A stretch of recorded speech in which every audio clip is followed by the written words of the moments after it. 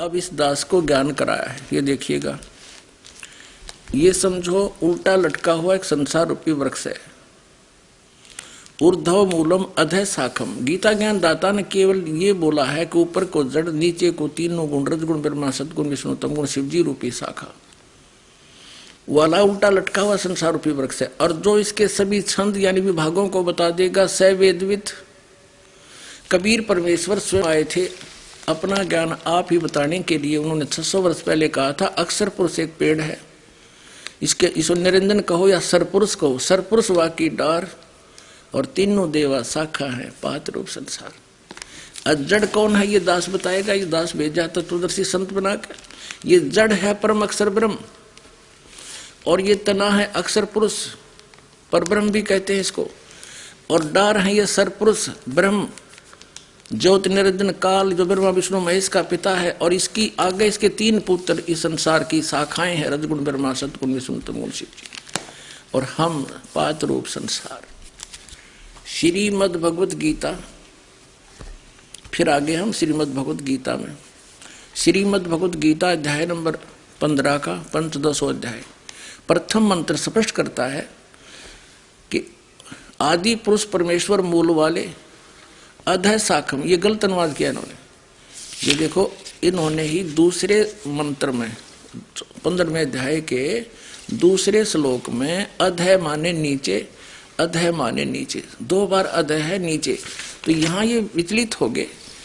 प्रथम मंत्र में ऊर्ध्व मूलम अधः शाखम, ऊपर को जड़ और नीचे को नीचे लिखना था, शाखा वाला। ये संसार रूपी पीपल के वृक्ष को अविनाशी कहते हैं, वेद जिसके पत्ते कहे गए।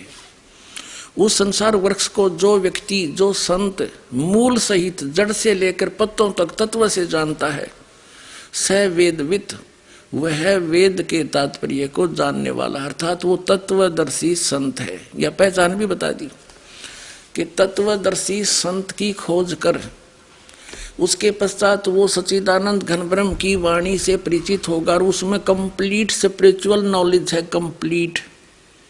गीता ज्ञानदाता कहता मैं नहीं जानता उसको। फिर उसके बारे में कहा है गीता जी अध्याय नंबर 15 के श्लोक नंबर 4 में कहा कि उसके पश्चात, ये देखिए गीता अध्याय नंबर 15 का अब श्लोक नंबर 4 देखेंगे हम। यहां जाते हैं, श्रीमद् भगवद गीता अध्याय नंबर 15 का श्लोक 4 है। उसके पश्चात उस परम पद रूप परमेश्वर को भली भांति खोजना चाहिए, जिसमें गए हुए साधक फिर लौटकर संसार में नहीं आते, और जिस परमेश्वर से पुरातन संसार वृक्ष की प्रवृत्ति विस्तार को प्राप्त हुई है, अर्थात जिस परमेश्वर ने सब ब्रह्मांडों की रचना की है। यो गीता ज्ञानदाता से अन्य है, जिसके विषय में ये बोल रहा गीता ज्ञानदाता। उसी आदि पुरुष नारायण के मैं शरण हूं, इस प्रकार दृढ़ निश्चय करके उस परमेश्वर का मनन और निधिध्यासन करना चाहिए। उसी की परपदे माने पूजा करनी चाहिए। उस पुरुष माने भगवान की, आदि पुरुष की, आदम पुरुषम, उस आदि पुरुष नारायण की, परम अक्षर ब्रह्म की पूजा करनी चाहिए। अब इसमें स्पष्ट कर दिया गीता जी अध्याय नंबर 15 के श्लोक नंबर 1 से लेकर 4 में कि तत्वदर्शी संत की प्राप्ति के पश्चात परमेश्वर के उस परम पद की खोज करनी चाहिए, जहां जाने के बाद साधक फिर लौटकर कभी संसार में नहीं आते, उनकी कभी जन्म मृत्यु नहीं होती। श्रीमद् भगवत गीता अध्याय नंबर 18 के श्लोक नंबर 62 में कहा कि अर्जुन तू सर्वभाव से उस परमेश्वर की शरण में जा, उसकी कृपा से ही तू परम शांति को और सनातन परम धाम को प्राप्त होगा। बात खत्म होगी।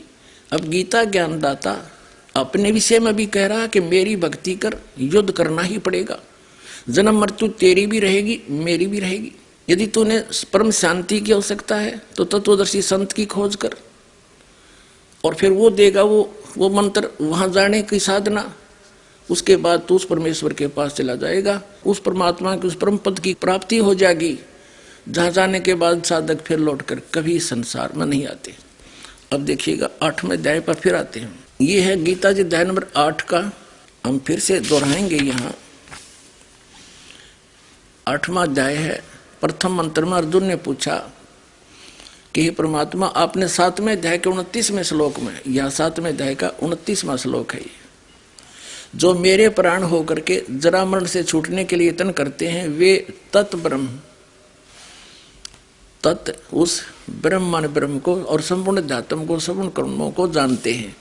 तो यहाँ पूछा है 8वें अध्याय के प्रथम मंत्र में, तो किम तत्ब्रह्म, वो तत्ब्रह्म क्या है, दातम क्या है और कर्म क्या है। तो इसका उत्तर दिया है 8वें अध्याय के गीता जी के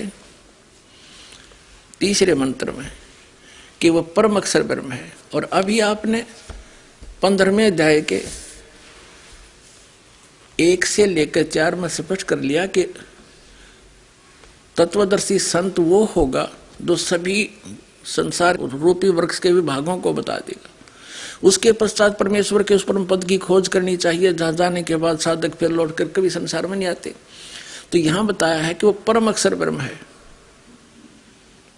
अब 8वें अध्याय के 5 और 7 श्लोक में गीता ज्ञानदाता अपने विषय में कहता है